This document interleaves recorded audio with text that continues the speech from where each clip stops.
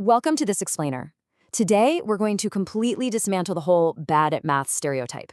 For decades, students who deeply struggle with numbers have been completely misunderstood. But today, we're diving straight into the science-backed neurological blueprint of dyscalculia. We're going to explore exactly what's going on inside the brain, and more importantly, how we can actually rewire the learning process for real success. So let's start off with a pretty crucial question for anyone who's ever felt an overwhelming, just persistent barrier when dealing with numbers.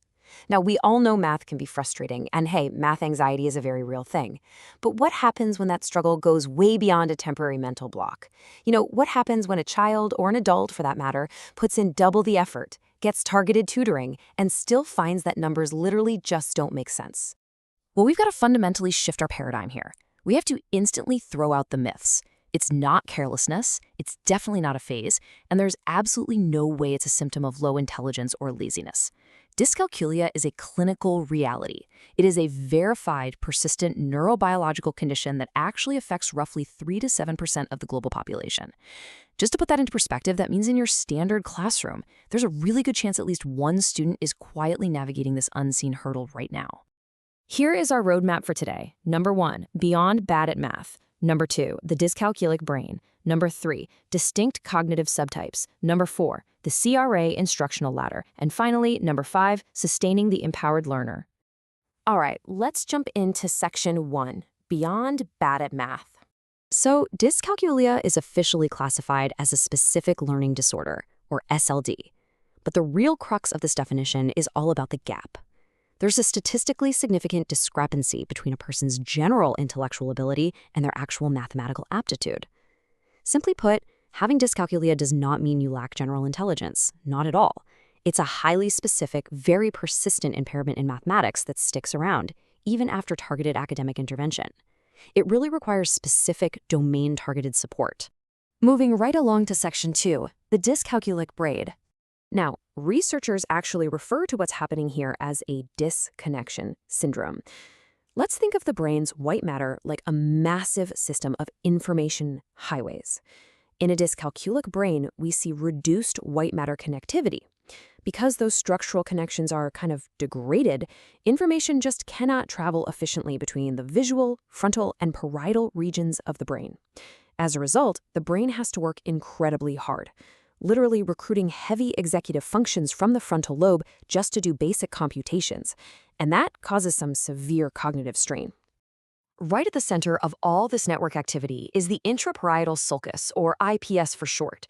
Think of the IPS as the brain's absolute core number hub. It's what handles our intuitive sense of magnitude and quantity. Brain imaging studies have consistently shown that in a dyscalculic brain, the IPS actually has persistently reduced gray matter volume, and it's functionally underactivated during number tasks. So this isn't just some theory, it's a structural and functional reality. Okay, section 3, distinct cognitive subtypes. Dyscalculia isn't just a one-size-fits-all thing. Research actually shows it manifests in distinct functional breakdowns. We use what's called a multiple deficit model, which basically categorizes the disorder into specific cognitive subtypes. The core issue could be pure number sense, like really struggling to link a symbol to a physical quantity, but it frequently branches out into other very specialized deficits. To break that down a bit more practically, a learner might struggle primarily with the procedural subtype. This means they might rely on developmentally immature strategies, like, say, persistent finger counting way past early childhood, mostly because they just get lost in multi-step algorithms. Or they might have semantic memory deficits, where they experience severe difficulty committing basic math facts, like the times tables, to long-term memory and retrieving them later. Lastly, it could be visuospatial. This is where they totally understand the numbers, but they physically misalign them in columns, or they suffer from persistent place value confusion. All of this tells us one crucial thing. Interventions absolutely must be tailored to their specific deficit.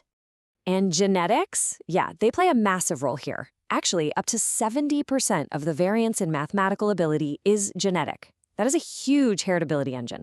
But what's really crucial to understand is the comorbidity. Because of shared genetic risk factors that impact things like working memory and processing speed, dyscalculia has an almost 40% overlap with dyslexia and an 11 to 30% overlap with ADHD. But, and here is the clinical insight you really need to take away, Treating the ADHD or the dyslexia does not fix the core numerical deficit.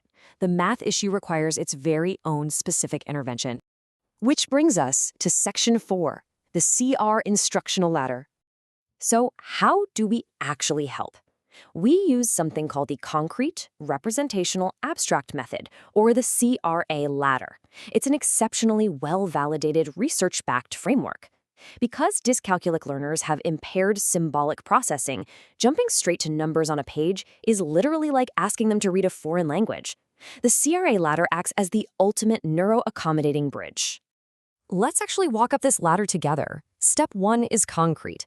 We start by physically doing math with tactile manipulatives, blocks, counters, real things they can actually feel, to bypass those symbolic processors completely. Once they fully grasp the quantity, we move up to step 2, representational. We translate those physical objects into visual drawings, arrays, or bar models. We're essentially seeing the math. Only after that conceptual bridge is rock solid do we reach step 3, abstract, where we finally introduce the formal symbolic equations. I want to pause on this quote for a second because it really perfectly summarizes our entire approach. Students with dyscalculia don't lack intelligence. They need the right supports to access math in a way that makes sense. By using the CRA method and by providing a multisensory approach that honors how their brain actually learns, we drastically reduce cognitive overload. And honestly, we actively treat that math anxiety that builds up after years and years of frustration. And finally, Section 5, sustaining the empowered learner. Here is where things get incredibly hopeful. Neuroplasticity. Functional MRI research proves to us that the brain can adapt. When we use targeted, explicit interventions like the CRA ladder, those underactivated regions we talked about, like the IPS, actually start to increase activation. The brain successfully builds alternative compensatory neural networks. So we aren't just handing them a crutch to limp along with, we are structurally supporting their brain development. But, it really does take a village. To sustain this kind of growth, we have to wrap the student in a complete, holistic ecosystem. It starts with a proper clinical diagnosis to isolate their specific cognitive subtype. Then we apply specialized pedagogy, firmly grounding their instruction in that CRA sequence. We support them with assistive tech, bringing in adaptive digital environments like STMath or ModMath to bypass those physical barriers. And crucially, maybe most importantly, we provide emotional support, actively validating and celebrating their effort to help undo the trauma of their past failures. Which brings us to our final thought for this explainer. Dyscalculia is a persistent neurobiological variation, for sure, but it is absolutely not a fixed limit on a person's potential or their future success.